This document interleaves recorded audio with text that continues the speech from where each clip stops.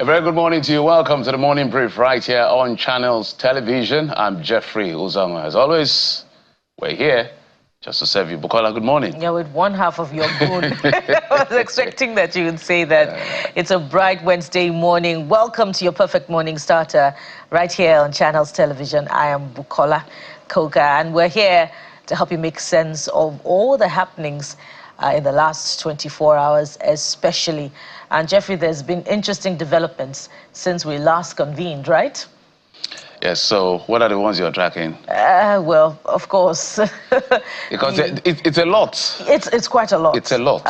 The intervention of China in America's decision to designate Nigeria as a country Rhetorical of concern. Intervention. Yes, whatever you choose to call it, but it's in the affirmative. China would have America believe that Nigeria is a sovereign country, and you know, this intervention cannot hold as a result because Nigeria reserves the right to handle its internal affairs in its own way. The European Union is also weighing in through the ambassador here of the European Union Commission, Ambassador Gauthier Mignon, who has said that it is to the contrary, that the killings in Nigeria are of a religious nature, or any particular religion is being persecuted, that the attacks, you know, affect all the generality of Nigeria, regardless of faith. And that's the point that has, you know, resounded all through this conversation, especially when it first started, when the Minister of Information first had to weigh in on it to dispel or disabuse the minds of US congressmen about their own perception about the nature of killings in Nigeria. You know, but some would say this matter of religious freedom, the concerns around religious liberties has been long in coming, and we're now beginning to see that the subject matter is unfolding in many different ways, with dimensions to it, with reminders, and those who are weighing in on this to say this is exactly what it is. While so many interpretations can be given to that, Jeffrey, what is of concern to me is that Nigerians, whether elected, appointed, or the electorate, are not taking the US president's threat lightly in any way. This is serious. As a matter of fact, if you listen to the Senate president yesterday, he was not taking it lightly at all. And he, in fact, spoke to the fact that it has not been deliberated upon yet on the floor of the Senate. And he, as a Senate president, cannot address the President of the United States directly. That's on the one hand. Why this is happening is also what I find that we're not yet decided upon when we sit in you know, media circles and we debate this matter to try to interrogate, you know, what the interest of the Americans are. We're not quite decided upon that, upon the direction or the motivation of the Americans are. We're not quite decided upon it. But what we should be seeing is the resolve, and that is the heart of the matter, of the political will, the political class, to address this. And I doubt that we're beginning to see that, because the issues on ground is displacement, is the lack of security for those in the hinterland, in the north central, in the northwest. Villages have been sacked. If you heard, you know, Benue people or even Plateau people, you would hear them say that they're unable to go back even to their ancestral land to bury their loved ones. Sometimes they have to pay. A lot of them are in displacement camps. They've been crying for resettlement. So we see a zeal from the administration to switch the narrative, to, you know, let the Americans know that there's nothing of the sort as far as religious persecution is concerned. But we'd like to see the deployment of that same zeal, perhaps even more, and resources to ensuring the safety of the Nigerian people, and indeed the resettlement of those who are in displacement camps, the empowerment of these people to go back to their professions. Some of them are farmers, peasants, to go back to become empowered and live meaningful and productive lives. So let's go beyond the politics and shut the door to any form of intervention. Jeffrey. It is sad to see how conversations around human lives have become too political for anybody who is discerning and has a conscience. I don't think it is fair to the memory of the persons that have been killed, whether predominantly Christians or predominantly Muslim, that we are here debating the casualty based on religion. We're here debating definition. The facts are available. Our governments have not been able to protect us sufficiently. Have they made effort? Yes, we will admit efforts have been made. But the point is that people have not been sufficiently protected. Because it was Chimamanda Adichie who wrote a rebuttal on a rejoinder this time when the late Chinua Achebe wrote a book, There Was a Country. And then in a rejoinder, she said, we remember differently. The persons who were involved or who lived through the time of the Civil War, who lost nobody, cannot remember the Civil War the same way the persons who lost someone or an entire family. I think it's an abuse and a desecration to the memory of the Christians or Muslims that have been killed. We're here in Lagos, comfortable, driving in our cars, living in Abuja with siren and speaking big English. Why people are being killed in the hinterland. The Christian communities in those areas say, we have been targeted. Whether their definition is right or wrong, that is their reality. You can't wish it away. You can't. That is the truth. Whether there's an agenda from the geopolitical angle to say, we are coming for the resources of Nigeria. Unfortunately, maybe Christians dominate the area where these resources are, so an inconvenience will take you out all the same. That is a different kettle of fish. Entirely different. But to say this is not true in terms of the killing and begin to debate, so is it Muslims' lives that don't matter now? Is it the Muslims that should be killed simply because you don't want to call it a genocide or a Christian killing? Is it the Muslims' life? Should we be losing them because they are Muslims? And the Nigerians as well? Shouldn't we be protecting them? Should anybody be dying? The point is that people have been killed. Government has not done enough to protect the people. America cannot really help us. It's a short. We know how it ends when America intervenes. For me, I'm happy for the wake-up call. Let's just wake up and protect our people. I don't want America here. We know how it ends. From all the places they've gone to intervene, they have their own interests and their own agenda. China will stop America if America wants to come, or EU will stop America. Can we remind everybody of Ukraine? Can we just tell them what's playing out in Gaza? Where were all of them? With the greatest sense of respect. Come on, man. We need to sit down as a people and say, okay, perhaps we're not doing enough as a country. The Christians are screaming. The Muslims are now joined to say, it's not only them that are being killed. We have also been casualty. In fact, some records are saying that some Muslims have even been killed in some parts of the country more than the Christians. It is now to rally and say, let's rescue our people. What is this definition or a competition of how many people have been killed more than the others? As you have said, it's a desecration of the memory of those who have been killed, whether they are Christians or Muslims. What has been established here is that Nigerians are being killed, and in some situations they're being killed en masse, unprovoked, which makes you wonder, what is the agenda? And it brings in the debate of religious extremism or the economic factor where people are being targeted because they want to dispossess them of their land. So who is behind all of these? So for me, Bukola, has government been unable to tackle this decisively? The point I'm making is that is the point. Whether they are killing them for religious reasons, or whether they are killing them for economic reasons, whatever it is they are being killed for. Stop the killers. The killings. Kill the killers. I do not believe in terrorist rehabilitation. I'm sorry. They want to take lives. They are enemies of the state. We know how they should end. It's as simple as that. So the international community, America has their own. I don't want to go. You see, I've been avoiding talking about America because I think if you look through, you can see whatever the intent is, whether it's short-term or long-term. I'm more interested in what we do for our people. We need, and I pray for President Tinubu at this time for wisdom. Mr. President, it's not time to listen. This is not the time to listen to everybody. Not everybody has the wisdom to give to you right now. This is a very delicate time. We have, thank you EU, thank you China for the solidarity, but we know how this thing ends if America wants to do what they want to do. Right now, we need to protect our people. And you know, Jeffrey, we should even be interrogating sovereignty or no sovereignty. We are a sovereign nation. Solidarity by China and the EU with Nigeria. We should be interrogating that as well. Now, I don't even want to go to the because that's another dimension. Yeah, I want to go to the politics of it. Mine is that it's good to have all this solidarity and all of that, but we have seen that if America wants to do stuff, they will have to do stuff, and we'll go to the EU Security Council and be screaming sovereignty and all of the English. We're a sovereign nation, of course.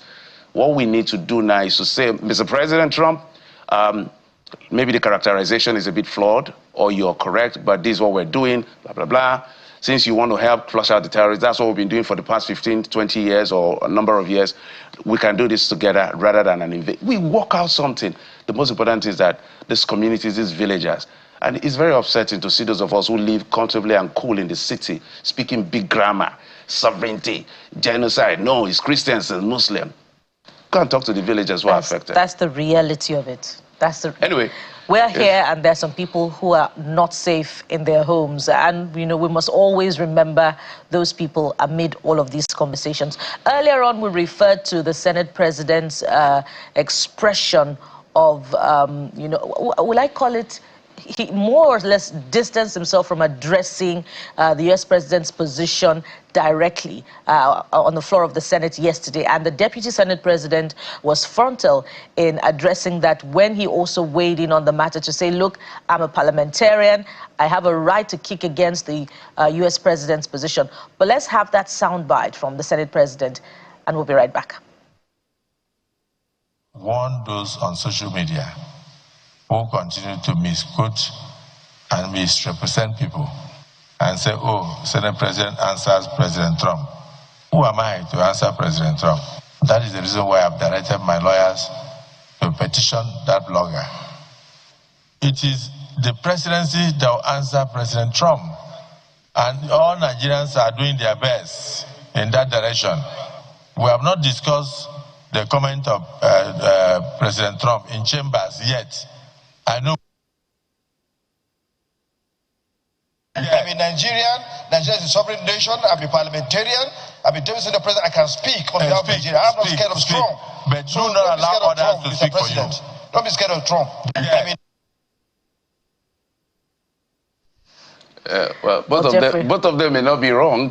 They are all right in their own way. First, it is not the Senate President that should be speaking to Donald Trump. It's the President of Nigeria. So nobody is really wrong in that sense. Perhaps what the Senate President was trying to say is that whatever was quoted did not come from my mouth. So let me put that record straight. Who am I to be speaking directly to President Trump? Well, the DSP felt it was cowardice or fear and said, no, you don't have to be afraid. Well, but the DSP does that we're a sovereign nation and all that. Yes, we're a sovereign nation. Well, I think, first of all, the Senate President is very aware of his position as the third man in the Federal Republic of Nigeria, and anything he says is maybe an expression of the position of the Federal Republic of Nigeria. So it may not necessarily be fear, but responsibility in his official capacity as the Senate President. If you call it fear, well, I don't want to debate that, but the expression of the Deputy Senate President is also valid. You know, I heard our political editor speaking yesterday, and he kicked against the derogatory term that the U.S. President has used against Nigeria. So it's a color, it's an expression of the shades of opinion across the Federal Republic of Nigeria as far as the U.S. position is on this ongoing concern of alleged genocide against the Christians in the country. Everyone has something to say, but are we decided on the direction that we're headed on this particular subject matter? That's what's critical. But of course, it's going to form part of our conversation later on the program. Jeffrey, what are the other things that we have? Yeah, talking about you know, I've never highlighted how Trump, you know, Trump, if he talks about diplomatic tactics, it's not his strength, it's not a thing for him. So, of course, we take total exception to referring to our country with all the nuances or direct statements he made. But that is classic Trump for you. He curses out on everyone, but that's not acceptable. Remember the shithole comment. So it's not acceptable. We refuse to accept that position. But Well, it looks like some things are playing out as far as the PDP is concerned, and that has to do, just before we go to the dailies, the PDP is back in the news again, and this time we hear a federal health court in Ibadan has now said the PDP convention can now go on. Well, let's see how that goes. Justice James Omotosho of the Federal High Court as well in Abuja had said the convention should not go on. Another court of coordinate jurisdiction, right? Mm-hmm. Said these are the Sounds issues. very familiar.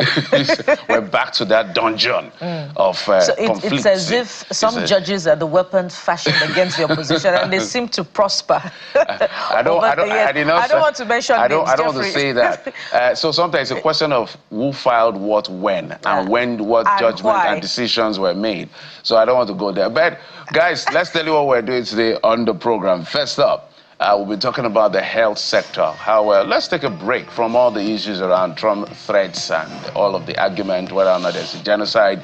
Let's talk about the health challenges and look at what Nigeria can do a lot better. We're talking to a lawmaker this time who oversees that sector to see what can be done to improve the healthcare services in our country, Bukola. Yes, of course, we'll also continue to weigh in on the allegations of genocide against Christians in Nigeria. We already highlighted that at the beginning.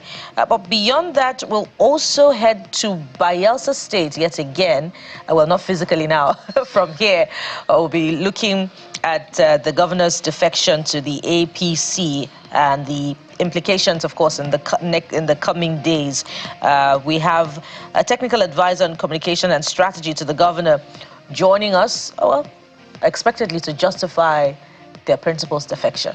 All right, so that's the outlook of the program, and maybe one or two surprises if there is. We're right here to make sure that if a story is breaking, we'll bring you up to speed. But we will be right back in just a moment. Igor Akerega, member of the Nigerian Guild of Editors, is right here to help us break down the issues that have been raised on the dailies. Stay with us.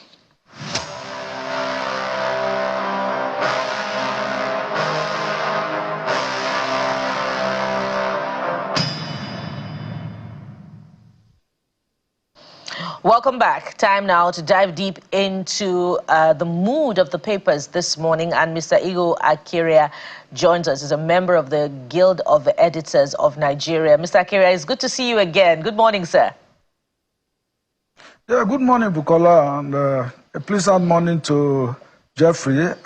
You guys gave Nigerians a dose, a potpourri of what is to come today. In fact, Nigeria is an interesting country. A lot of things happen every day, and the papers are not disappointing. You can say that again. Speaking of which, we'll begin with the Vanguard newspaper this morning. Trump, why we reject U.S. threat on Nigeria. Of course, weighing in on the U.S. president's position to bring the guns blazing. And that's the position of the official position of China, the People's Republic of China. Let's take a look at the riders. U.S. lawmakers blast Trump, says threatening military action against Nigeria irresponsible, reckless. Religious extremists plotting to divide Nigeria. FG raises alarm, insists no genocide against Christians. Senate to discuss Trump's comments with executive arm. And of course, there's also genocide claim divisive, dangerous for region's cohesion. That's ascribed to the continental body ECOWAS. Mr. Akerea, you have your work cut out for you this morning. So many reactions that you will be reacting to. You can begin to pick them one by one. Well, it's interesting. These are interesting times for the country, really. If you look at what is playing out between Nigeria and the United States. As you rightly mentioned in the studio, this morning, Trump is very unpredictable. He's a dealer. He has not hidden his interest in dealing with nations on the basis of what U.S. can get from such relationships. But see, let us look at the fundamentals. What is really driving the problem that we're having with the U.S. now? Are we respecting our own laws? Let us even forget about the killings first and foremost. It is not in that. Nigerians have agreed, almost everybody have agreed that there have been killings, whether they are Muslims or Christians. But we also know that those who are dying more, those who are being killed more are Christians, and those who are doing the killings are professing to be Muslims. So these are basic understanding of the issues. But the reason why I said that at the bottom of the crisis we appear to be having is even the disregard for our constitution by some states. In 2010 or thereabout, some states, 12 states in the north adopted Sharia as a form of state religion. And Section 10 of the Nigerian Constitution is very, very clear, it's absolute, that the federal government and the states cannot adopt any religion as a state religion. So I am locating the crisis we are having with regards to these killings to even the non-adherence to the ground norm, which is the Constitution. Zamfara State started it all, and before you knew it, it became a bandwagon. Many states in the north then adopted Sharia. So once you adopt Sharia, it becomes a public law. But the Constitution provides Sharia as a private law, where adherents of the Islamic faith, can, with regards to marriage, properties, and all that, the Constitution clarifies that to that extent, Sharia applies. But when it comes to the criminal application of Sharia law, like amputation, killing, stoning, beheading, blasphemy, and all of that, it becomes an affront on the Nigerian Constitution. But as we speak, many years after the adoption of Sharia by those 12 northern states, nothing has happened. And so we've seen even killings, whether it is Deborah Samuel Yakubu, whether it's Gideon Akaluka, and and all of that. So that encourages, for me, in my view, that encourages the extremists that are practicing that particular religion to go overboard. So that is one of the reasons that I think the U.S. government is also talking about. So we should be able to tell ourselves the truth. We should look ourselves in the eyes and tell ourselves the truth in this country. It's not trying to paper over the cracks. And yes, everybody has patriotic instinct running. Nobody is more Nigerian than the other. But as a country, we have a duty to ensure that even the laws that we make for ourselves, we should follow the laws. We should abide, we should respect the laws of this country. When we fail to respect the laws of this country, then you have lost the moral right to claim sovereignty. That is my own view, because we are also part of the international system, and international law applies. When you fail to obey your own laws, then you're also breaking international law. I think that is also where the problem is. That is not to say that the United States has a right to invade Nigeria or to send their troops here. Yes, from what has happened so far, President Donald Trump has put everybody on their toes. They have just reminded us of our failings, of our inability, and our nostalgia to respect our own laws and our constitution. But whether it is not in doubt that most of the areas that the killings are taking place are Christian dominated. So we should make that clear. And those that are complaining are the victims, those that are killed. So if people are stretching the argument to say Muslims are also being killed, Muslims didn't complain, they are not complaining. So those that have suffered the most are the ones complaining, and that has drawn the attention of the world. This is where the debate lies, and we should properly structure the conversation. We should tell ourselves the truth in this country. Enough is enough. The President Bola Ahmed Tinubu is doing so well. For 8 years that Buhari was president of this country, we are witnesses to what happened. He shut his eyes to the killings. People were being massacred in southern Kaduna, in Benue State. The president, at some point, I remember when about 86 people were killed in Benue State, he said he was sending the Inspector General of Police to Benue State. The Inspector General of Police did not even go there. The president never visited any spot. If I'm making a mistake, I beg to be corrected this morning. For 8 years, President Buhari never visited any area, any state, any region, any community where these killings were taking place. What does that suggest to anyone who is watching the developments in Nigeria? But the president we have now, President Bola Ahmed Tinubu, appears, to be taking the issues headlong. He's just changed the service chiefs to reinvigorate the operational capacity of the armed forces. We wait to see how all that plays out. But the fact on the ground today is that, indeed, there were massacres in Nigeria. Not even killings, massacres.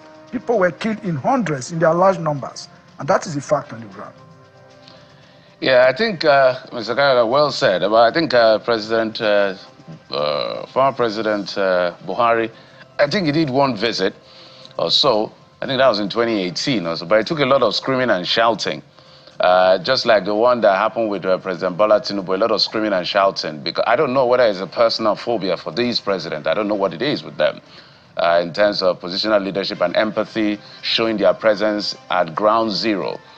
Literally, there was a scream, because I know for a fact that since the incidents that have been happening in killings from Plateau to Benue and all of that, the President Bola Tinubu didn't visit until all of that screamed, you must visit, at least show empathy, and then he finally visited by his releasing statement. So I just needed to put that out there. But let's also stay with the Abuja Inquirer.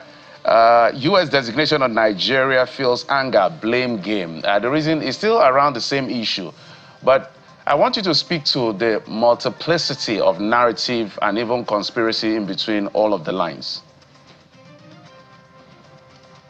Well, as I said earlier, the U.S., you know, Donald Trump has a policy when he was campaigning, and I think he's pursuing that policy straight on. America first. Is MAGA, you know what MAGA stands for, you know, so his policy is America first. And what he meant by America first is whatever dealings the U.S. is going to have with any country, it has to do with what the U.S.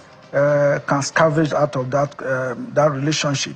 So we have seen how he has imposed tariffs, you know, trade tariffs on many countries in the world. Almost every country that does business with the U.S., you know, has had very high tariffs imposed. Then you have to scamper to meet Donald Trump in the White House to negotiate what you can pay and what you cannot pay, and then the terms are just there. So to that extent, the U.S. has its interest protected everywhere and every time. And you cannot blame him for that. In international relations and international diplomacy, countries deal with other countries on the basis of their own national interests. So as a country, if Nigeria, for example, when Liberia and Sierra Leone, where we helped to stabilize those countries, lost our soldiers, you know, chased the rebels away from those countries, and Nigerian troops were there for a long time until peace returned to Liberia and Sierra Leone. But what did we gain out of that? I can't remember anything that we don't have Nigerian companies doing business in Sierra Leone or Liberia. But the U.S. will not do that. You know, the Firestone was one of the biggest American companies in Liberia when the war broke out, when Charles Taylor, you know, started this rebel movement from Banga in northern Liberia.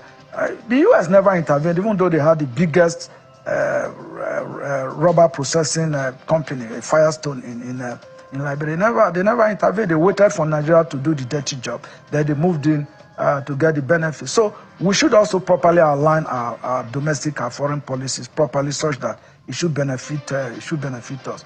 For me, I'm not blaming the U.S. this morning. If the conversation that, oh, maybe the reason is because Nigeria has lithium, we have oil and gas, we have natural resources, they are coming for it.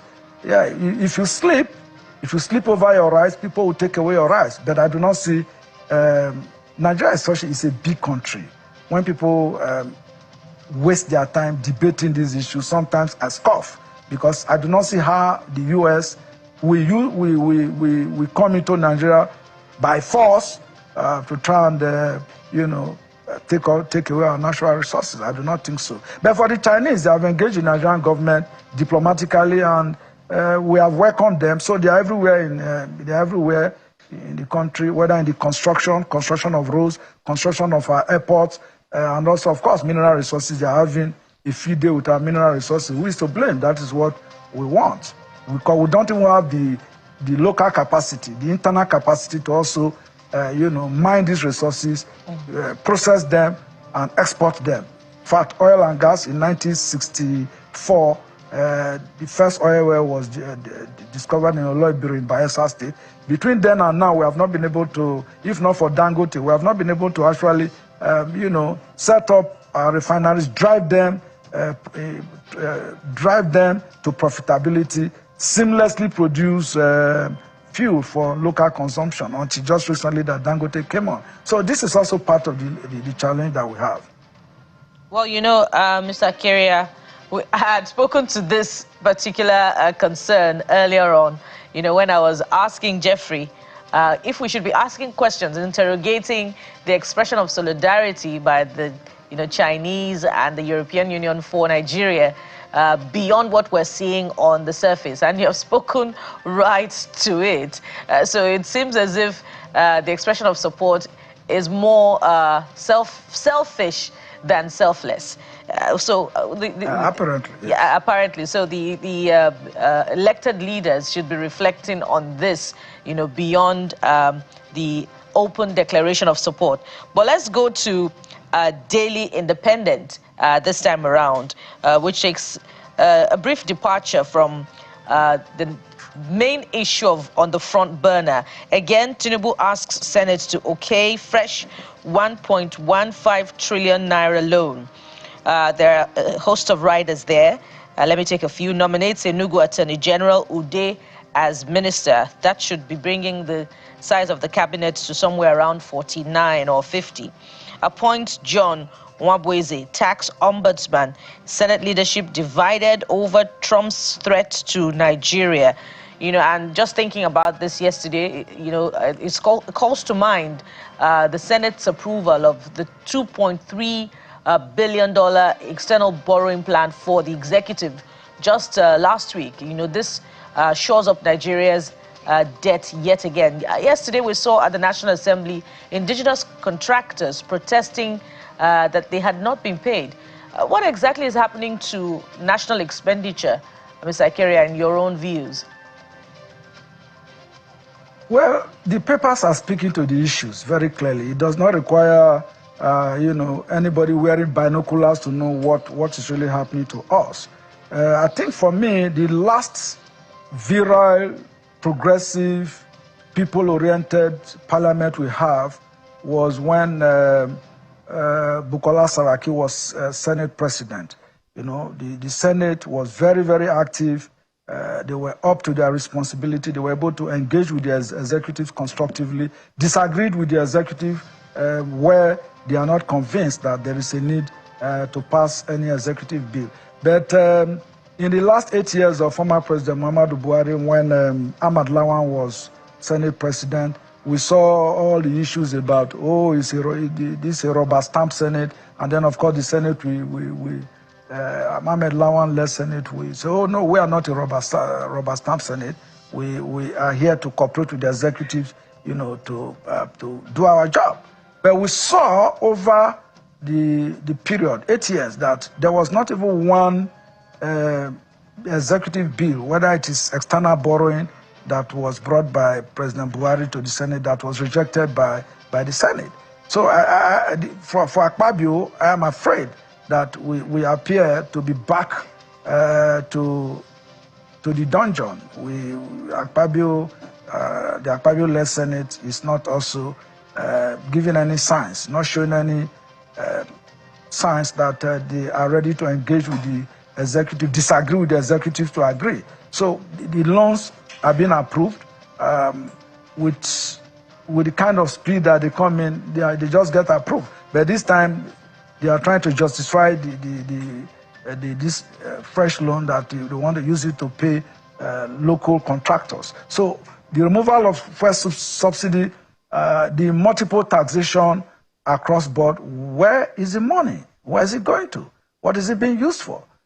So I think we also need to call for accountability from the federal government. Yes, more monies are said to be going to the states, but is that enough?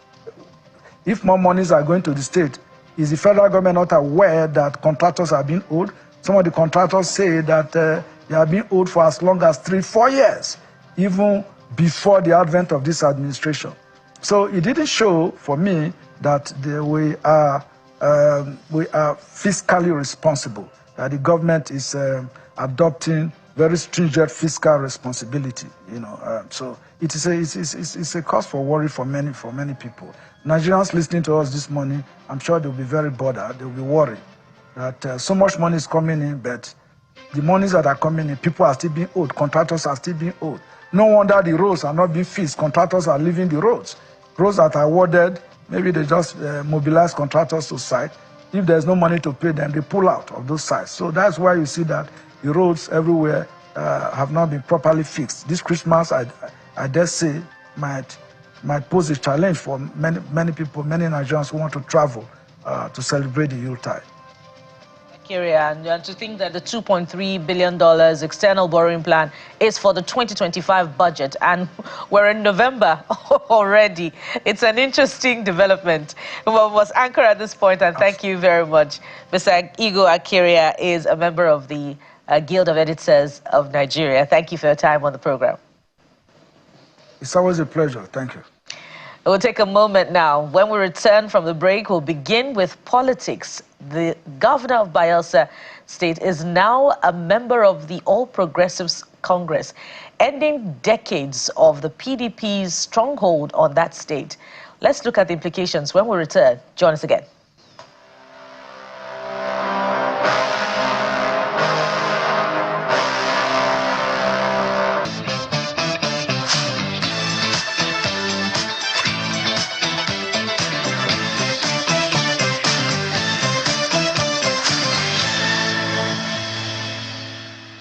Welcome back. There's a lot to unpack, from the issues around the legal angle around Donald Trump's threat to healthcare, but we'll get started with politics.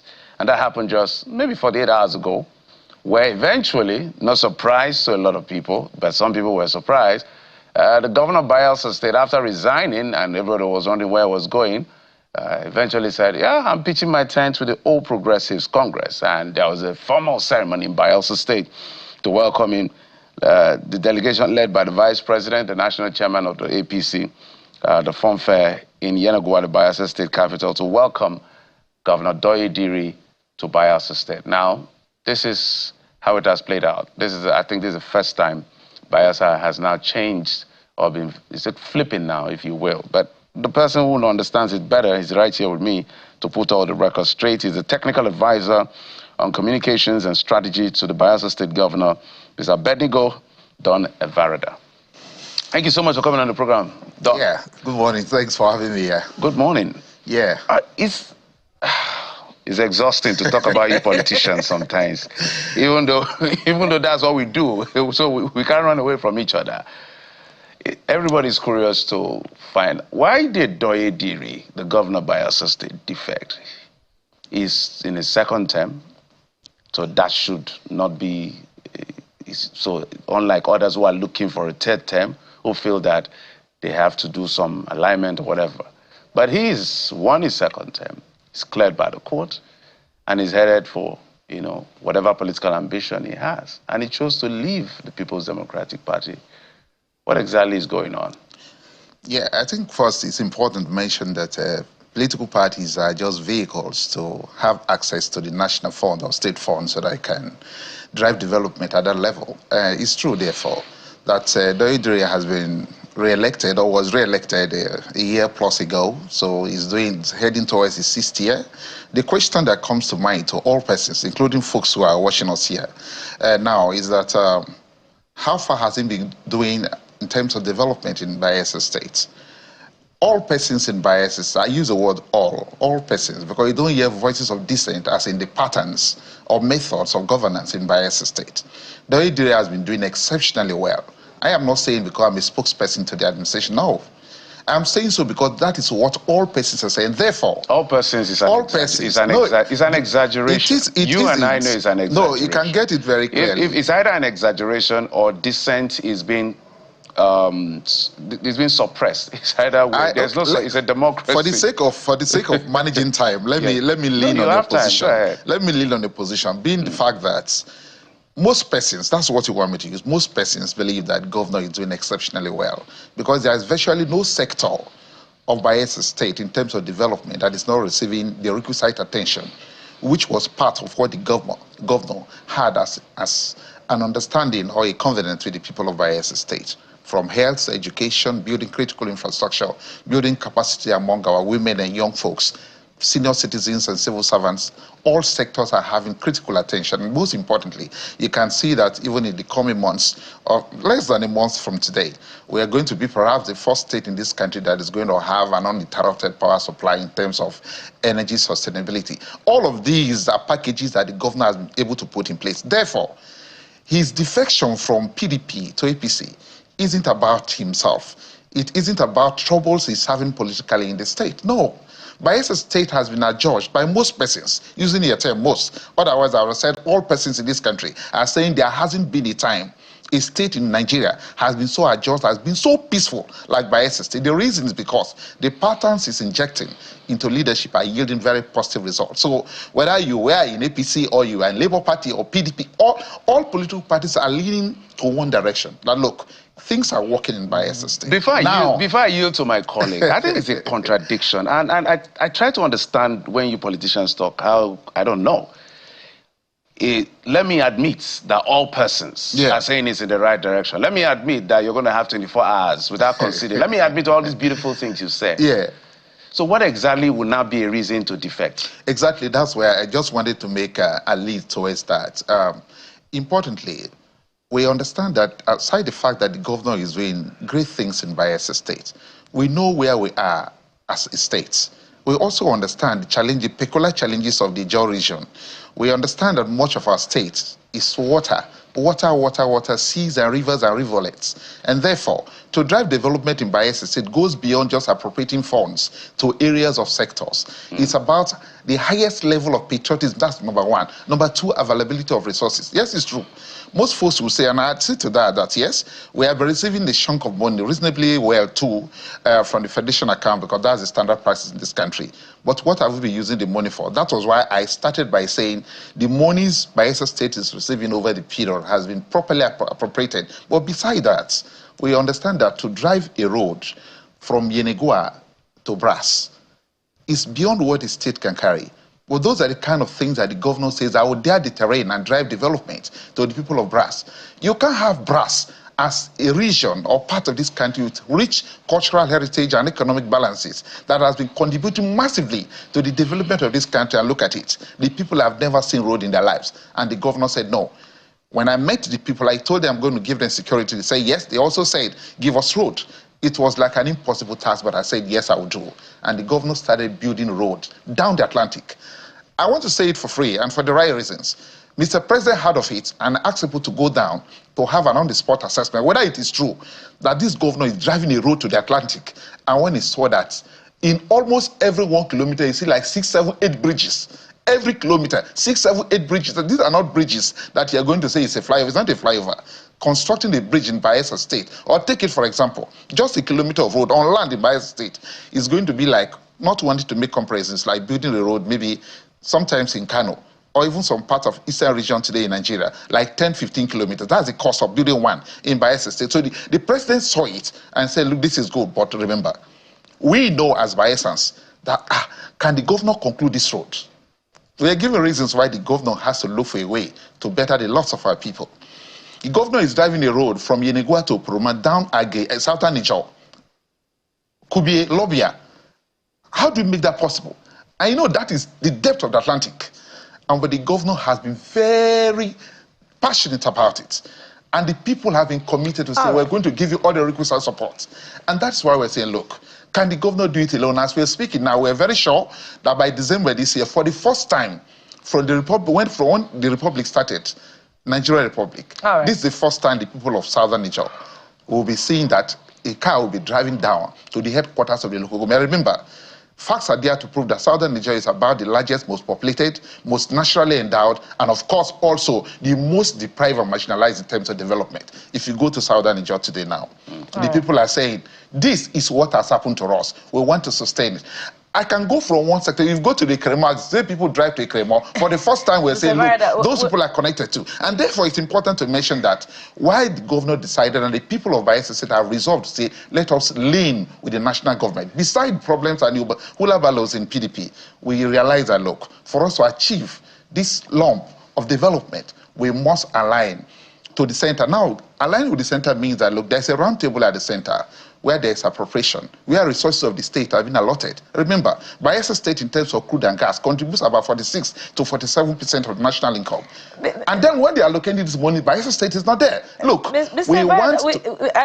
sorry, I may have to come in there. Yes. Shouldn't we be interrogating our democracy if a state had to align with the center before it can get development? Shouldn't development be evenly distributed to all states in a democratic dispensation? So that justification for defection does not even hold water, regardless of the argument that you put forward. And we may need to speak to, maybe each citizen of the population of maybe 3 or 4 million people in Bayelsa State to find out indeed whether it has not been this good for Bayelsans as you have submitted. So maybe not even most people will align with you. But let's speak to somebody who disagrees with your governor, and that's his predecessor, who held his hand up and supported him, to become governor. He says no. There's no reason for this. You are a second-term governor. He says there should be opposition. And former Governor Seriake Dixon is a political force that can and is reckoned with in Bayelsa State. Doesn't this split loyalties in terms of the political class in Bayelsa and indeed the generality of the people in Bayelsa? And we're already seeing it in the deputy governor and a number of members of the State Assembly who did not defect. And what does this mean for political stability in Bayelsa? Yeah, importantly, it's good to mention that democracy is not about remaining in a particular political party. Yes, he did say in the intro that the first time Bayelsa State is flipping to another party from the PDP. But it is true that before the governor got to the point of making the decision, he made a very wide consultation with the people of the state, all leaders of the state. It is true that it's nearly impossible for you to sell an idea and everybody will swallow it hook, line, and sinker. And so 1 or 2 voices of dissent or disagreement to that, of course, is tolerable in terms of democracy. What Diri does as a governor is ensure that every decision he makes is a product of the people's desire. After all, what is democracy? Democracy is when the people agree that let us do this. It might not be the best at all times for a fewer number of persons. But when majority of the people agree that, look, this is the right thing to do, then it's the right thing. And that's why I started by saying that, look, we have monumental developmental challenges to the state. And the people believe that, look, left the governor alone, he's doing fantastically well, but the problems of the state in terms of development are far beyond just what a state governor can do. And therefore, let us not pretend too. Within the Nigerian balance of democracy, African variance of democracy, the ruling party in all countries in Africa, with due respect to whoever might disagree to my opinion, when a ruling party is in place in any nation in Africa, much of what is done in terms of their deliverables are largely married to those states that are having affiliations, direct contacts with them in terms of this is where we belong. So for us as a people, as a Jaws, we understand the peculiar challenges we have in terms of development. So the mere fact that 1 or 2 or 3 of our leaders, for whatever reasons, do not agree that there is need for us to go to another party, bearing in mind that, look, the PDP has been very fair. Who does not know the problems of the PDP today? Look, as a Jaws, as Bayelsans, look, the PDP gave Bayelsa State a president we never had in this country. No, Diri doesn't have anything to fear with instability. Beautiful. No, he has. He has nothing to fear. He's not running for governor again. I asked if this is going to split loyalties. I wanted to say that before you interjected. You in fact, worked with former governor I was his spokesperson. So doesn't that split loyalties even for you? It doesn't bring about a conflict of interest? No, it doesn't. Let me say it for free. So you're a member of the APC now? I am, yes. The reason, I'm not just saying I am. You don't feel like you have betrayed your former boss? No, there's no betrayal. My former boss, the governor's former boss, our leader, Senator Seriake Dixon, a fantastic leader. Much of the things and most of the things this governor is driving, he initiated. So it's a fantastic leader. We appreciate all of that. But look, there are times that people rise up and say, this is a better idea. Majority of Bayelsans can be wrong. Not just the APC, all those who went to Bayelsa State. Are you saying that because you're currently being paid by the current governor? No, it's not about that. Even when I worked with the former governor, I stood my ground in terms of my opinion. So what makes you a spokesperson to government is already the body language of the principal, the policy direction he has, and of course how he communicates to the people. And I'm saying it for the right reasons. That look, in Bayelsa State, majority of people see reason with the governor. this is the right thing to do. Look, the speculations were there everywhere, even on this network. Asked me several different times when I came whether or not the governor would defect. And I said it's not yet on the menu, but someday, because these rumors of defections weren't just coming. Everybody wanted Diri to belong to his or her political party, but that wasn't our problem. Just like you said, Diri had no fear to say, look, why must I leave? I don't have a second term. No. He has important. He's doing it for passion, for patriotism. First and foremost, it's an indictment on our democracy whenever politicians come and say we have to align with the center to get development for our people. It's an insult to the tenets of democracy. I agree. We agree on that. I agree. And some people are even speculating that Diri is afraid of the EFCC. So now he has to... So is that an exaggeration or a fair assessment of the situation? I like using terms like not on the menu because by essence, no. You know why they are saying? Because he's not looking for a second term. So there's nothing in the PDP that will affect him. No, nothing. No. So is he afraid of being chased by the EFCC? You have just answered the question for me, and for the right reasons too. Let me tell you. Diri is doing the second tenure, and I think he still has about 2 years plus as a governor. There is no governor that Bayelsa had that enjoys the kind of solidarity that Diri is enjoying. I am saying for the right reasons that looking for folks in the opposition hardly make statements of dissent. Why? Because his policies are people-oriented. Is it his policies or because he sorts them out? No. What I'm saying is, Diri does not make a decision as a leader or as a governor without consulting the people. His policies and programs are a product of the people's desire, and he places them on the pyramid of need. What are the most critical needs that our people have? And he will not say it, he will say, let us meet. And so consistently, you see town hall meetings where the governor makes consultations. For example, the senator, my distinguished senator, my former boss, Senator Harris Dixon, he knows there is virtually no policy that this governor and this government does without consulting him. They consult Goodluck Jonathan. They consult all leaders, past political office holders in the state, political traditional rulers, opinion leaders, even youth leaders. Look, in Bayelsa State, what Diri does is different from the mainstream political leadership in this country. And therefore, when you talk about, is he scared of EFCC, about what? He uses the monies to do what the people want. In fact, this is the governor that the people of Bayelsa State are saying, look, if there is anything you can do within the ambit of law to get more funds to drive development, please do it. And so it's not about somebody saying, oh, he must have pilfered with public fund. No, when you talk about transparency, frugality in Bayelsa State, Diri is just doing it. So how is he going to manage his political difference with Senator Lawrence Erujapo, his deputy? That is the beauty of democracy. When there are voices of dissent or disagreements, consultation. Look, Diri believes in one thing. When people are angry, he applies diplomatic means to talk with them. When you show, anger, he shows you smiles. What he's doing, even as we're speaking, he continues to consult with the people. But the most important thing is, one thing is sure, diplomacy never fails. And that's why consultation is one of the fundamentals of development. But the lawsuit that this deputy governor filed doesn't suggest diplomacy. It suggests that things are not quite right with this defection. Who said is so? It true that indeed the State Assembly was planning to impeach him because of his refusal to defect with the governor? And you have said, but in your own words, that that's the beauty of democracy. That's in recognition of his right to retain his political convictions as a PDP member. As far as we're concerned, as Bayelsans and largely as a government, matters of impeachments of our deputy governor, who is a very fantastic gentleman, doing very well. His relationship with the governor is watertight. Trump will say it's ironclad. Can tell you that it's not on the menu, matters of impeachment. Look, Bayelsa State is a family.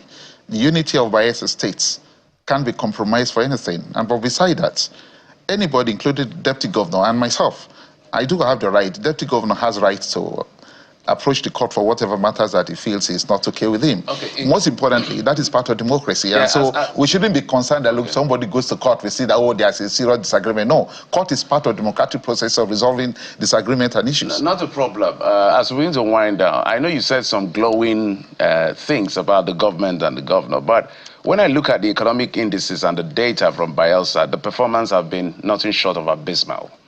Overall fiscal performance ranked 35 out of 36 by budget analysis. Well, it's grown the IGR by 100% from about $12 billion when it came into maybe around 27, 30 billion. But Bayelsa State still remained the most dependent state to federal allocation, even though it's a federation money anyway, as high as 92%, 6 years down the line of his administration. That is poor performance. Let me pretend as if I'm not querying those data, but let me tell you for the right reasons. What has the state government been able to do in terms of using all that has come to the state of allocation to touch the lives of the people, to bring prosperity to bear? Is it in education? Is it in health, deliverables? Is it in building critical infrastructure that never existed? Look, what have we been able to do as a people? Is there peace and tranquility in Bayelsa State? Is there any state in this country that can compare with Bayelsa State in terms of peace and tranquility? All of these are pointing to a direction of investment that we'll be able to make. How many investment has he attracted? What's the size of the FDI that has come into Bayelsa since It's always important to mention when we talk about investment. There are fundamentals you need to meet before you start talking about investment. It's been there the first time. No, that's where I'm going. That's where I'm going. Number one, security. If you want the world to plummet on your state to invest, first, create security. In Bayelsa State, we have been able to create security guarantees for all persons that are willing to do investment. And that is why night and day, you hear organizations, agencies, multinational companies driving the process, signing MOUs, and we don't want to be signed them. They are also giving attachment. They say, look, aside the peace that you've got right, aside the critical infrastructure they're building, we also want to see energy because power is a problem. So what are the investments? We're wrapping up. I know, that is why by December this year, we will be having a state in Nigeria today that is going to be having power or energy sustainability. That is part of what we're preparing the ground for investors to plummet on the state. It's not about saying, who are the investors, where are the investors? You've not been able to justify why Bayelsa State is the highest dependent on facts. You've not told me how much FDI the Bayelsa State as government has retracted since it became governor.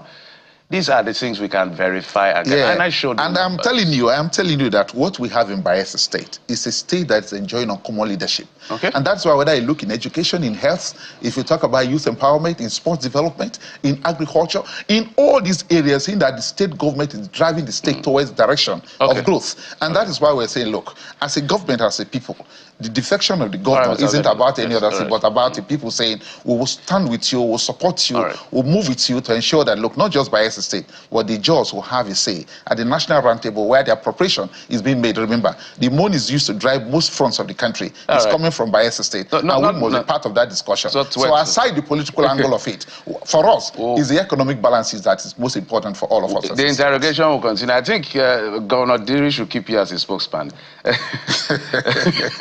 Abednego Don Varada is a technical advisor on communication and strategy to the Bayelsa State governor. We'll continue to probe these numbers because at the end of the day, that's how we measure development. It's not rocket science. But much thank you. That's what democracy is all about. And we wish you very well. You guys who keep defecting, we'll be here to ask questions. I appreciate it. Thanks for having me. We'll take a quick break. When we come back, a member of the House of Representatives will be joining us to talk about the health sector, the oversight role they are playing, and how Nigeria's healthcare sector can be improved upon with all that is playing out right now around our country. Join us in just a moment. We'll be right back.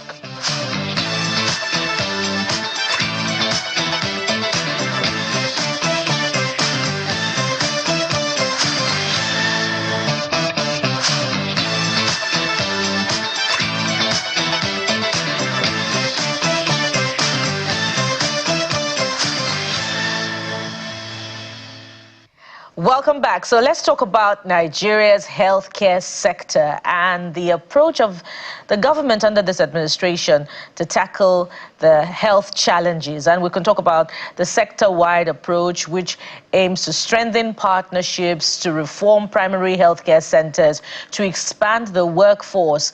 But how effective has this sector-wide approach been?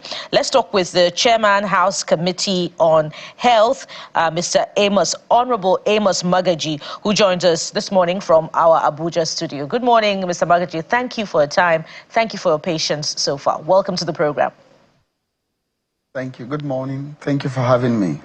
Let's start with what seems to be very, very important at this point in time. Before we begin to look at matters of workforce, primary health care centers. In fact, I was reading a report not too long ago where experts were attributing the congestion in the secondary and tertiary healthcare institutions to the lack of capacity and the deplorable state of the primary healthcare centers.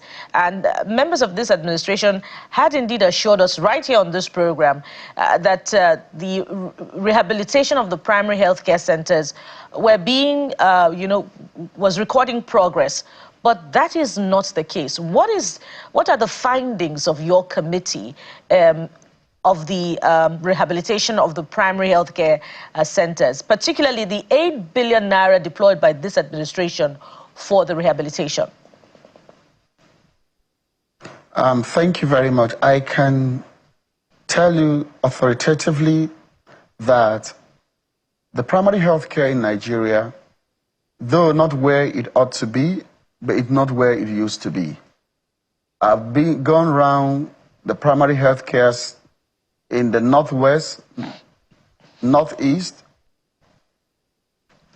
and even in the southern part of Nigeria, and then even in the north central. So I can tell you that with the basic healthcare provision fund that was provided to strengthen the primary healthcare sector, it has received a massive support.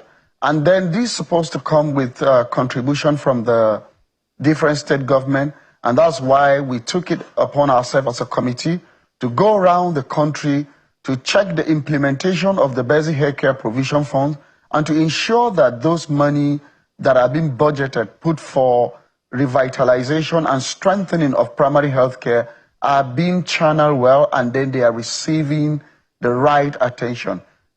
Many states we went to, there are states that are doing fantastically well in healthcare. And the issue of manpower, the issue of strengthening the infrastructure in primary healthcare, many are doing quite well, but some are still not doing too well when it comes to the issue of primary healthcare. And I agree with you. To decongest the tertiary and secondary health facility, the primary health care must be taken serious if we even want to provide health for Nigerians. The universal health coverage, it's supposed to be achieved by 2030.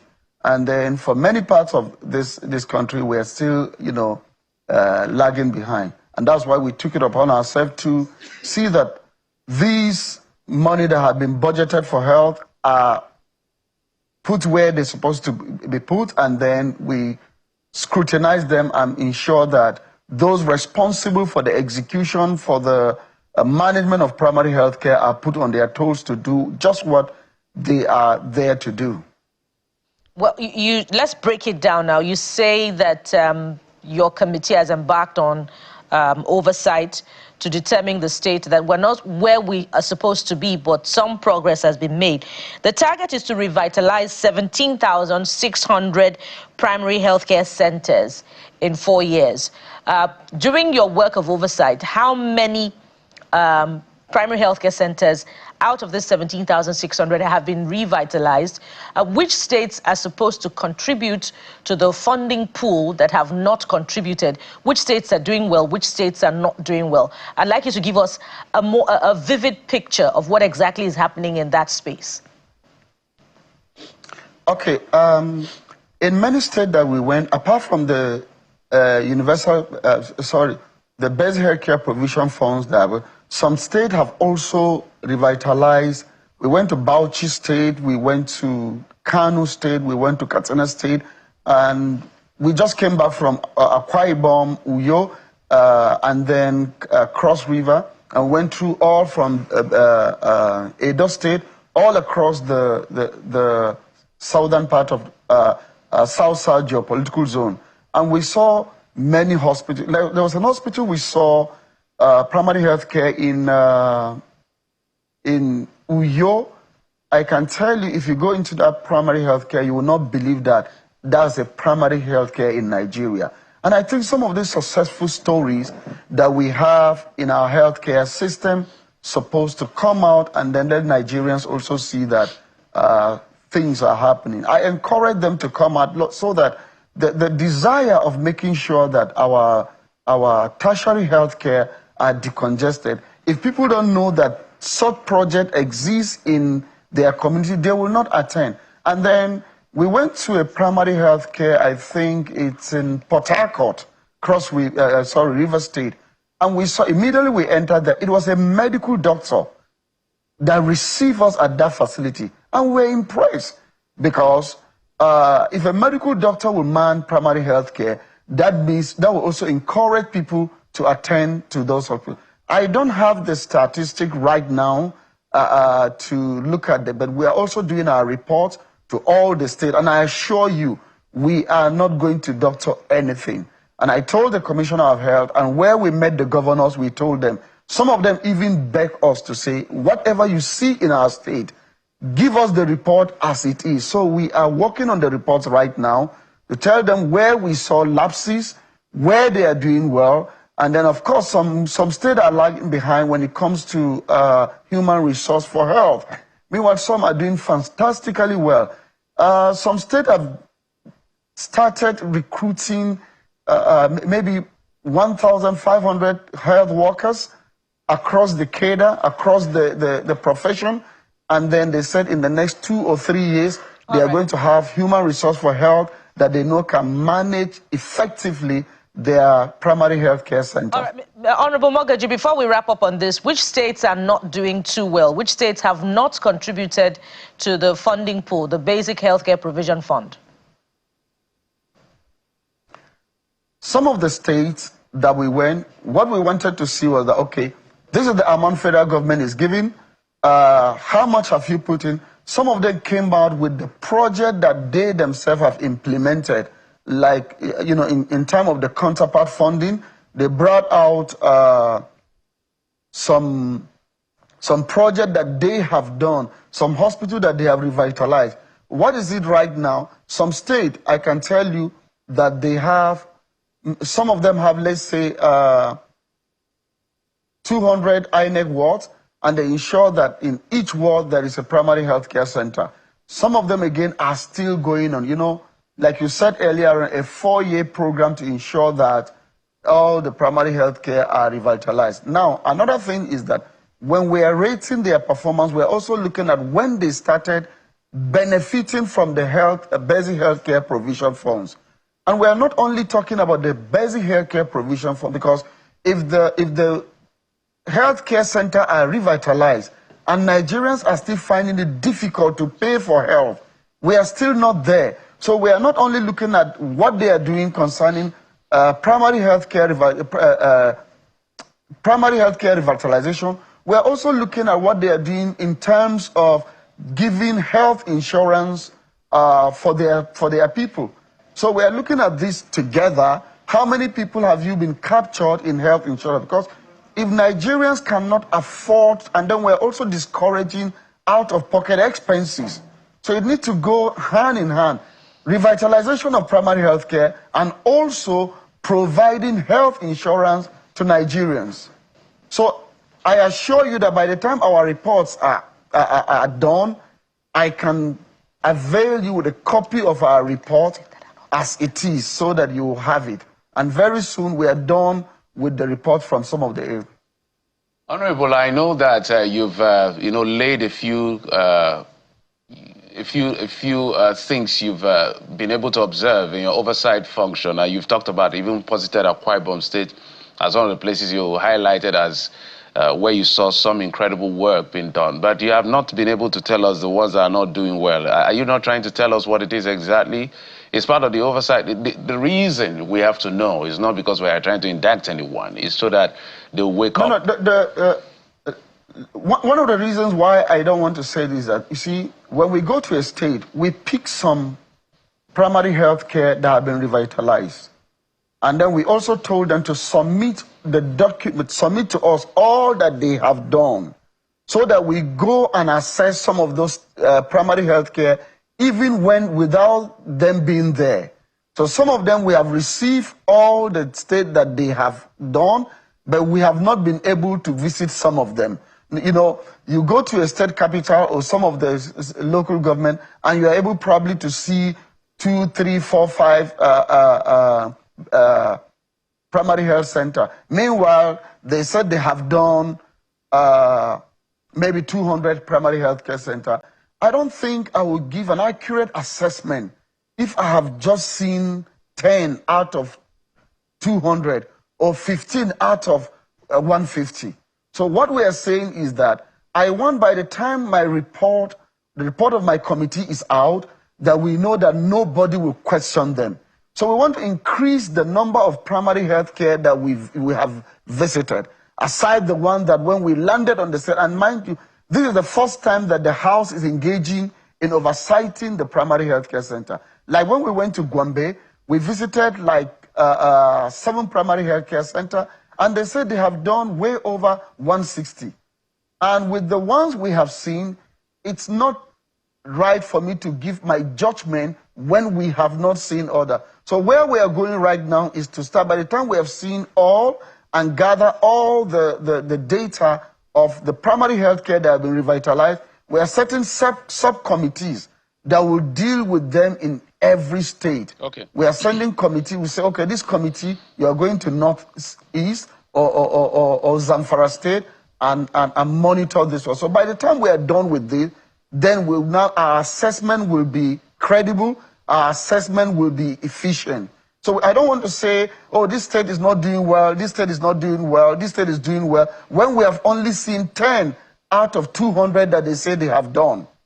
Okay, Honorable, I know that health is one of what I call the big 4 in terms of the priority sectors for the 2025 allocation. So you have defense and security, which had almost 5 trillion naira, infrastructure about 4+, and then you have education and health. Haven't seen the ones you have seen so far, although you said there's a lot more to be done in terms of seeing all of them. I want you to help us to walk through what connects the dots in terms of challenges. And I'm moving from, I'll give you entities, infrastructure, for instance, service, the equipment, the personnel, and welfare. What are the challenges that you found that are common to all, and what is a proposal to check it? Because primary health care is the closest to the people. Yeah. I can assure you that one of the major problems that we are having when it comes to health is the budget reallocation. Up to now, Nigeria has not been able to realize the Abuja declaration. Unfortunately, it was done in Abuja here in Nigeria, where it was agreed, and many nations in Africa were signatory to that agreement, that the budget for health should be nothing less than 15%. And if you look at it critically, the budget for health now is not up to 10% in Nigeria.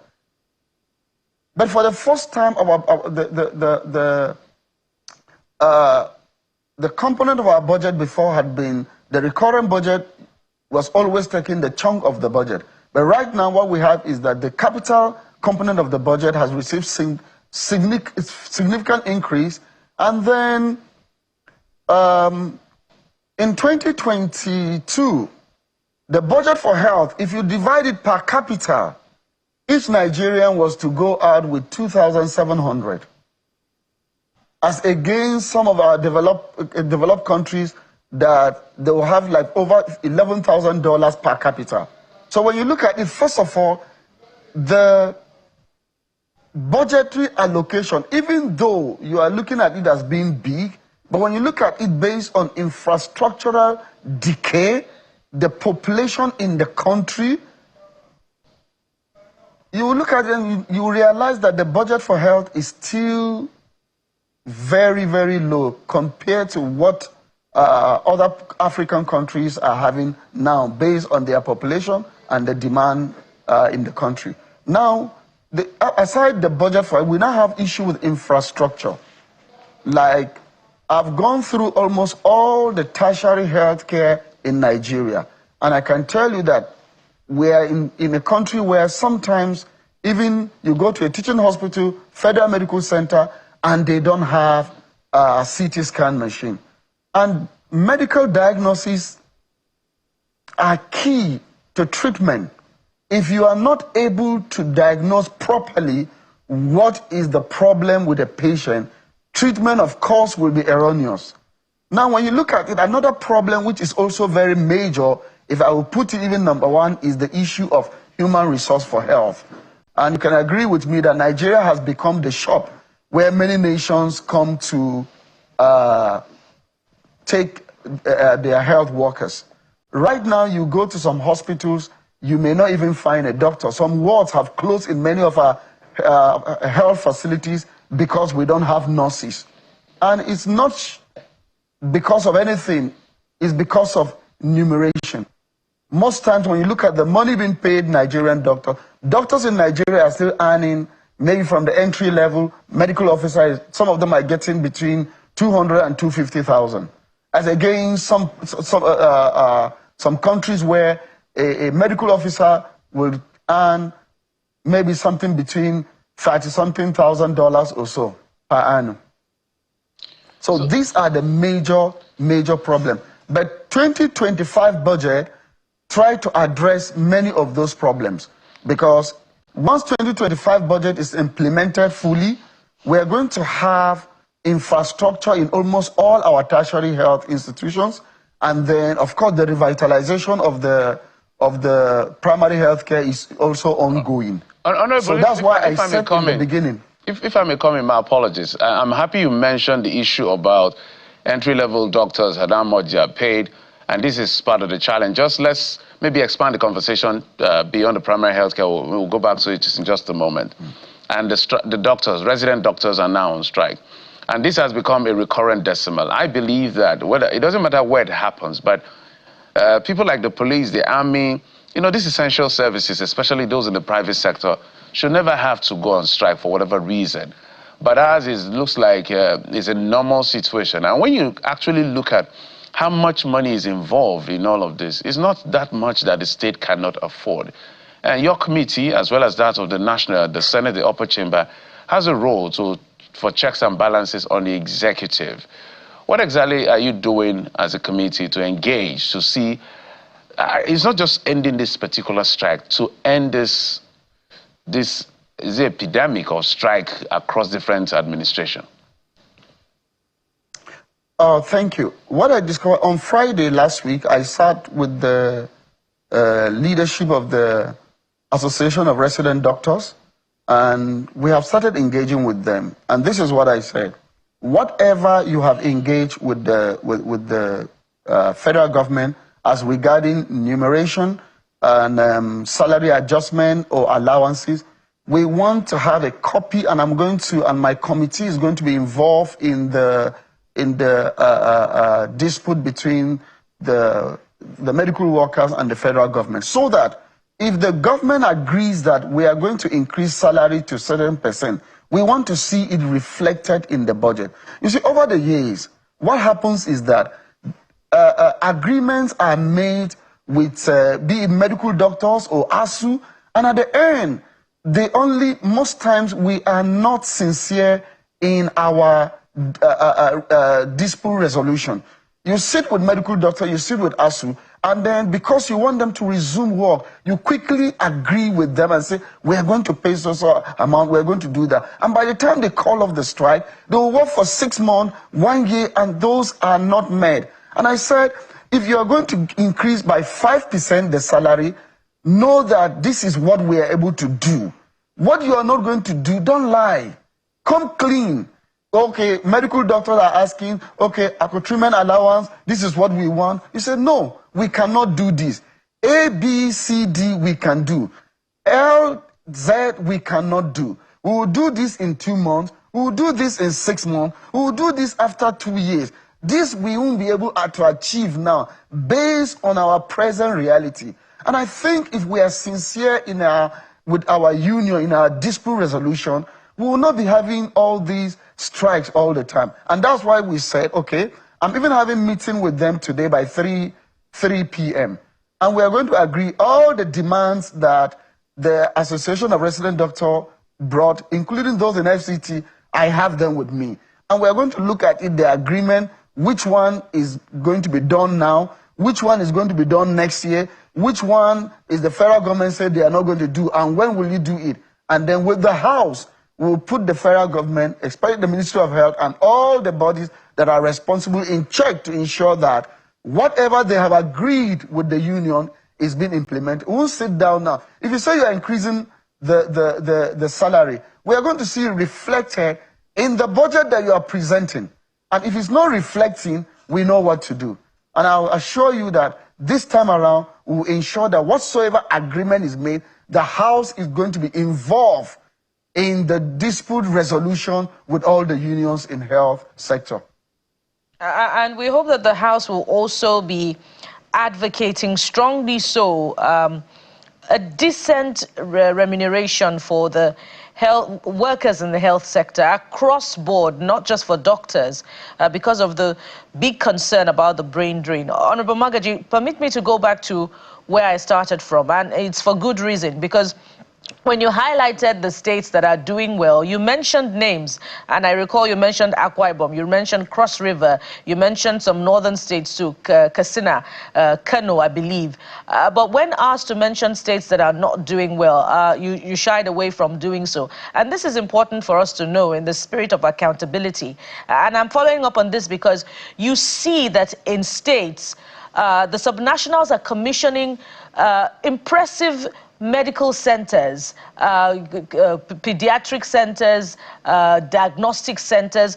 The Minister of Health only a few weeks ago went across a number of states to commission some projects. So the states are investing in state-of-the-art medical centers. But why are they not doing the same for the rehabilitation of primary health care centers, which is the first responder as far as healthcare is concerned, especially to the people at the rural areas. So what are you finding out in terms of comparative deployment of allocations to budget by the subnationals, such that we can understand what exactly is happening in our primary health care center?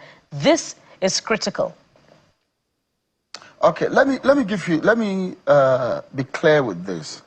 I assure you that I'm going to submit the report. I'm going to make the report public. Now, for example, I go to Kano and I say, with the level of insecurity, it's not every primary care center we will be able to access. We are using different avenues. We are using our colleagues in their local government. And therefore, we are receiving all the submissions. The primary health care that have been revitalized. If a primary health care is revitalized in, let's say, Agege, I know the member representing Agege. If we cannot reach there, if the primary health care is revitalized in Brass, for example, in Bayelsa State, if the committee is not able to reach there, we have members in the House. There is no state in this federation that I don't have a member in my committee. So we are trying to, now some of them, when we went to the state, we say we want to see this. Some of them said they started revitalizing the primary health care from the interior, not from the state capital. And therefore, that's what I'm saying. I want to see before I make my own comment. Not that I'm running away from that question, no. But I want to say, he that accused should also be ready to prove what he's accusing. So I want to really see it first, assess them based on the amount. What we told them to do was, okay, tell us the primary center you have revitalized, the amount you have spent revitalizing it, and then also submit to us the amount so far received. We know the amount from the federal government that have been allocated to your state. We also want you to agree with us that this is the amount you have received. And we want to know, okay, this amount received, we have deployed it to so-so hospital. Then we check it. Like, for example, if you say now that, okay, there's a hospital in Birnengwari in Kaduna, and then you revitalize hospital in Birnengwari, and you say there's hospital that have been revitalized in Chafe in Zamfara State. I haven't gone there before I assess it. So I want to see, especially not the state capital. You see, looking at the hospital in state capital can be deceptive. All right. The state capital most time are not even the hospitals area that need the primary health care center more. Because many of our tertiary and secondary facilities are in the capital. We want to know what is there in some of the interior local government in some of the states. And that's why I'm saying until we go there, do our investigation, we're going to send our team quietly to go and make assessment before we give you. We must anchor the conversation at this time, and we look forward to the report that you have promised to make public. I assure you, I will make it available to you. All right. Yeah. Honorable Amos Magaji is the Chairman, House Committee on Health, and he has joined us on this conversation from our Abuja studio. Thank you so much for your time on the program. Thank you for having me.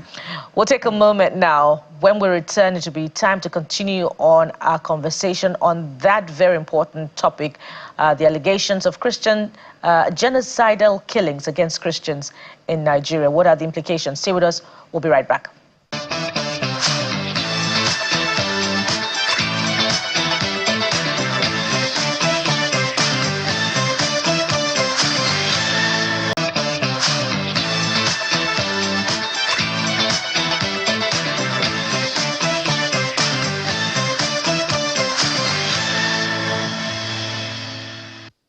Legal practitioner Douglas Ogbankwa joins us as the former Director, Strategic Communications, African Bar Association, and former Publicity Secretary of the NBA Benin branch. He joins us virtually. Ms. Ogbankwa, thank you so much for coming on the program.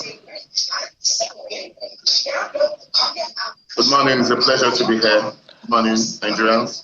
Yeah, fantastic. If you could turn down the volume or totally turn off the volume of, I mean, maybe television or whatever it is around you so we don't get to hear that sound or that holdback. Oh, sorry. I was actually watching your station before I came on there. My apologies. Fantastic. Thank you, sir. Okay, you know, we've explored the security angle, we've explored the diplomatic angle, we've looked at all of this, but the issue is still a prevalent one as far as the threat of an invasion. Donald Trump has said, look, there is Christian genocide in his claim against genocide against Christians in parts of the north, and the government, in his view, is not doing enough to protect the people. And he said, if you don't do it, I will have to do it myself. Or the American government will swoop in to protect the Christian in that area. Well, there's been the argument about genocide, whether it is indeed a genocide or not. So maybe we'll start from there. There's even the claim whether it's mischaracterization. But we brought you to talk about some of the legal nuances that we'll begin to see. And that has to do with issues around supremacy, issues around definition of genocide, issues around religious tolerance. So help us x-ray what you've known and seen so far. Wow. What a question. Now, it is foolhardy for anyone, including the Nigerian government, to say that there is nothing going on in terms of killings of Christians in Nigeria. We have a situation in our hands, and whether we like it or not, we just have to do something about it. And the way and manner that our government has tackled this issue actually leaves much to be desired. It is indicative of the fact that most of the persons who are involved in these mindless killings of Nigerians are actually being treated with kid gloves. We must say something and say it very loud and clear, that the primary purpose of government is actually the protection of life and property. If that program of governance is lacking, then we can actually say there's no reason for us to say we have a government. Just last night, I was inundated with pictures of killings in one of the local governments in Bayelsa. It was a gory picture. I couldn't even sleep. We need to do something. There's something manifestly wrong with our security architecture. As we talk right now, if you were to travel on the Nigerian highways, what you are going to find likely is the Nigerian police looking at vehicle papers and asking very funny questions. Mr. Bankwa, my apologies if I may butt in. So I understand you're building a nuance around the legalese, but if we can stick with the legalese, for instance. So let's begin with the argument around sovereignty of nation and the pushback on the inability of the United States government to invade without diplomatic ties or diplomatic conversation. I want to say that the American government is wrong to say they are going to, according to President Donald Trump, gun a-blazing, vicious and furious intervention in Nigeria. Nigeria is a sovereign state. Nigeria and the United States both subscribe to the United Nations Charter, which is premised on the sovereign independence of member states.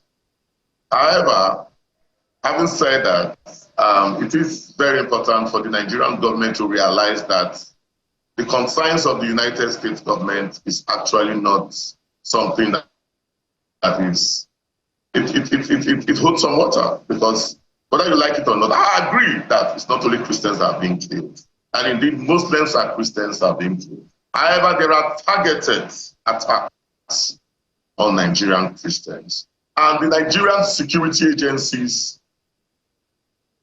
people say a lot of things, but I would not say that they are complicit. I would say that they actually allow, they are not coming up enough. The Nigerian army that I know is one that if he wants to do something, it's very effective.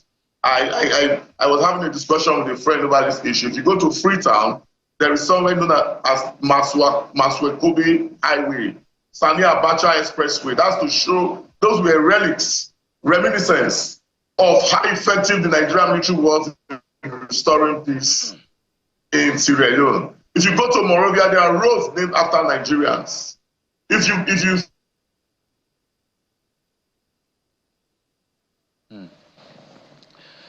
It appears the network is not very cooperating with us today to hear the submissions of Mr. Obankwa.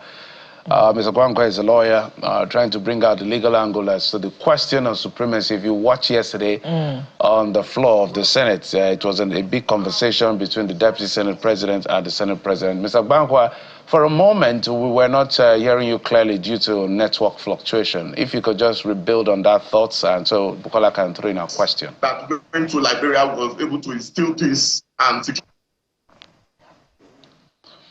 Oh dear, Bukola. Oh dear. But I can understand Mr. Obankwa's passion, and he's recalling what we cannot ignore amid this conversation, which would be the glory days of Nigeria during, ECOWAS, the ECOWAS monitoring group, where Nigeria provided enviable intervention in countries like Liberia and countries like Sierra Leone. But where are those days now? Those are the questions that we should be asking. Even more closely, where is Nigeria's strong showing in the fight against the continental fight even against recently in the Gambia, terrorism, Muhammadu Buhari's time, in the Lake Chad Basin, when Nigeria, upon the commencement of the administration of former President Muhammadu Buhari, took leadership control of the multinational joint task force. Where is that leadership? Some would say that certain countries in that Lake Chad Basin, are stronger, put up a stronger showing in the fight against terrorism and banditry. So it's quite trite to recall those days and wonder, Nigeria's political will, which is evidently lacking in the fight against insurgency, banditry, and terrorism amid this very, very thorny conversation. But, Jeffrey asked a critical question. I wonder if Mr. Obankwa is back, which is the place of the sovereignty of countries in, the member states in the United Nations. Of course, the UN Charter recognizes that. But, Mr. Obankwa, if you're listening, some would say that characteristically, the United States sometimes ignores these international laws and have invaded some countries in the past, and the consequences, are not wholesome. So where is Nigeria in all of this? And that amid that concern that President Trump, acts before he considers the consequences sometimes?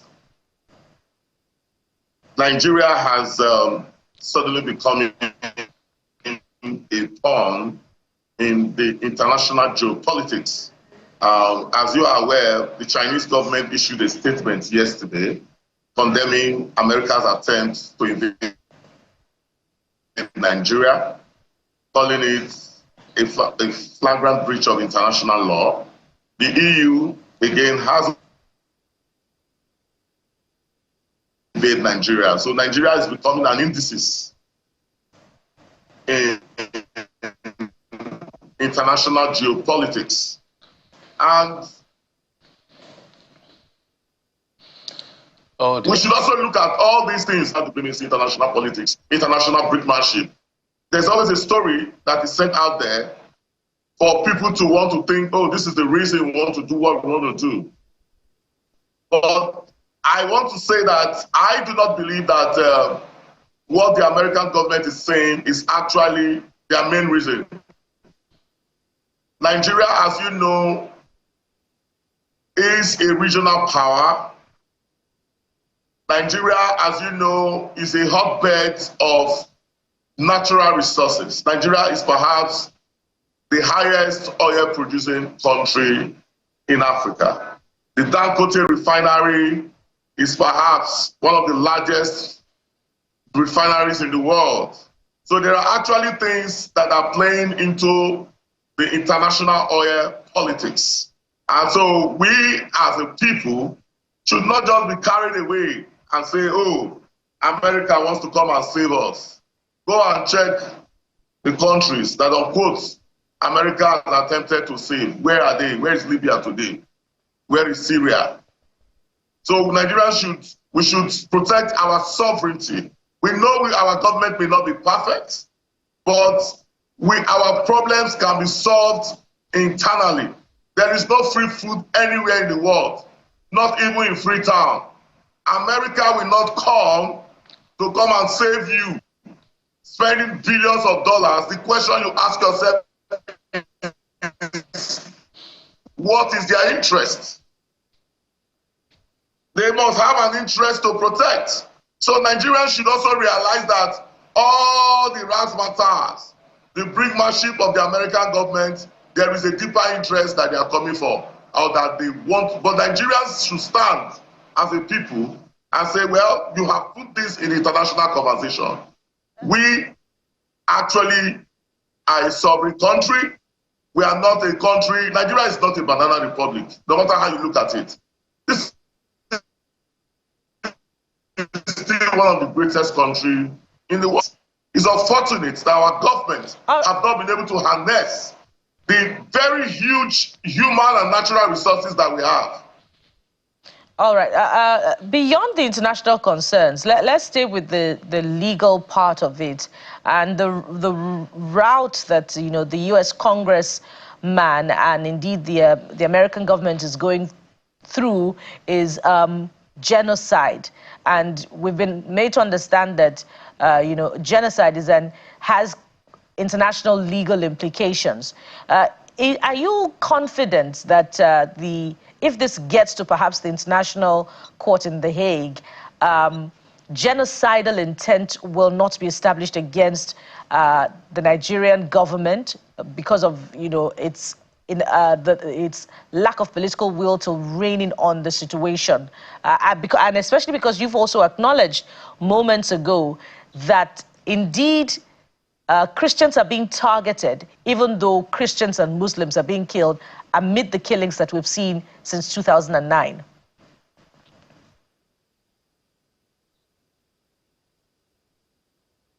Mr. Bankwa, are you there? I would say that the killings in Nigeria, yes, I'm with you. Go ahead. I would say that the killings in Nigeria, though they are very, very brave and they are innocent killings, when you say something is genocidal, you are saying that you are pitting a particular race against another race. is actually what happened in, for example, in Rwanda and Burundi between the Hutus and the Tutsis. But in Nigeria here, what we are having are ragtags. I want to call them ragtags. So-called bandits. I told my friend, if the Nigerian government, they should allow some of us to take guns and face these people, because I don't know what is happening. These issues are not very difficult to tackle. I don't know what is happening. There is something wrong somewhere. And I'll tell you this, in every country of the world, internal security is run by the police. In every country of the world. The Nigerian government should wake up. The first problem that we have with all this is that there seems to be this dichotomy between we and us. You see the people that are in the security agencies, they see themselves as a special class and they treat the citizens as another class. Security is everybody's business. Now, to answer your question, I want to say that it will be difficult to establish genocide against the Nigerian government. However, the Nigerian government itself have shown obvious lapses. There should be some consequences for some actions. For example, yesterday as we speak, the Nigerian government has not pronounced anything on the death of scores of people in Benue last night. Nothing has been said about it. And we have a national security advisor. What is happening? There is something wrong with our security architecture. All right, Mr. Ogbankwa, the passion is clear. Everybody is literally livid for any form of killing, whether it's Christians, Muslims, citizens' life. We've always maintained that something that looks like on the continent generally, the value for human lives is at a low, low, low. And that's something that has to change. Perhaps is why we create room for some of these proposed or threat of invasion. But let's stay with the law for just a moment before we wrap up. At what point will a possible breach of international protocol be allowed for a possible invasion for people that feel helpless in any part of the world, using Nigeria, for instance, as a case study in this kind of scenario? Because now the EU is pushing back. China said, no, that cannot happen. Nigeria is a sovereign state. They have a right to do whatever they do to protect their own people. So in terms of protocol and the global policeman called the United States, to what extent does the law allow a breach of protocol? And what the American government has already done is a breach of protocol. What the American government should have done is to present the matter to the United Nations Security Council, which is the organ of the United Nations that maintains international peace and security. America is a permanent member of the United Nations Security Council with 4 other members: China, France, Great Britain, and then 1 other. So what we have right now is that America is trying to, like you rightly stated, is forming the global police, the global police. Well, I want to ask a question about what did Americans say about the killings in Gaza? They were quiet. So for me, it's not about Muslim or Christians, it's about humanity. Sometimes let us reason as humans. And we should also, if I see Muslims being killed, even as a Christian, I would feel bad because I'm a human being. Because your religion is determined by your geographical location. If you are born in Sokoto, you're likely going to be a Muslim. If you are born in Benin City, you're likely going to be a Christian. That is the truth. We should stop all these religions. We're all humans. And to answer your questions, point blank, I want to say that the United Nations is the only body imbued by its charter to intervene through a resolution of the UN Security Council when there appears to be a breakdown of law or another in any member state. Nigeria and the United States are both member states of the United Nations. America became a member of the United Nations upon its formation on the 24th of October in 1945. Now, Nigeria joined the United Nations on the 7th of October 1960 as its 99th member. So, as a matter of fact, both of them are actually members of the United Nations. And as we speak, America is in breach of international law. And so, there are also cases, we also talked about the cases that even in America, blacks are being targeted. Most of the people killed by cops in America, they are blacks. And so America has its own problems. Every country in the world has their own problems. And as a matter of fact, to reiterate what I've said so far, the only reason you find, they say it is the way you look at a tap, that you will channel it into your house. You cannot channel a river into your house. America has looked at Nigeria, they don't see us finish, unquote. And Nigerian government should wake up. Because if we were to ask ourselves a question, if you look at the war between Israel and Iran, there was no soldier in any, there was no Iranian soldier in Israel, there was no Israeli soldier in Iran. The war was an IT and a high-tech war. It was a war that was fought not based on infantry, but based on technology. Can we say as a country, yes, that we have the technology to compete with all our peers anywhere in the world? All right, Mr. Agbanka, that they are doing right for want of time, I will need to button. Yes, my apologies, Mr. Agbanka, for want of time. Thank you so much for your perspective, as always. We'll continue to talk about this until hopefully this blows over. It doesn't escalate even further. That is a prayer, but the government of Nigeria has to take responsibility for our people, which is the core of the conversation. Douglas Agbanka, former director, Strategic Communications, African Bar Association, and former Publicity Secretary of the NBA in Benin City. Thank you, sir, for coming on the program. We appreciate it. And just before we begin to wrap up the program, the service chiefs and the National Security Advisor, they met, I think, yesterday, part of what is going on in the country, because all boots have to be on ground, all hands have to be on deck. So this is, let's take a listen to his remarks.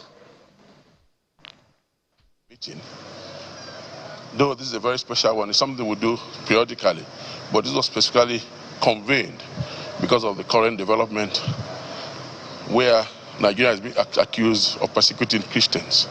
But I want to make it categorically clear here that no Christian is being persecuted in Nigeria. We are facing insecurity, especially terrorism, and it's something that has been affecting Nigeria for quite some time now. But as a group, talking about security heads, we've been doing our very best to checkmate this act of terrorism within the space of Nigeria. And, well, that's it on the program. We thank you for your time and company. Sunrise Daily is up next at the top of the hour. And Jeffrey Uzama, bye-bye. We'll be back again tomorrow. Remember, eternal vigilance is the price of liberty. I am Bukola Koka. Bye for now.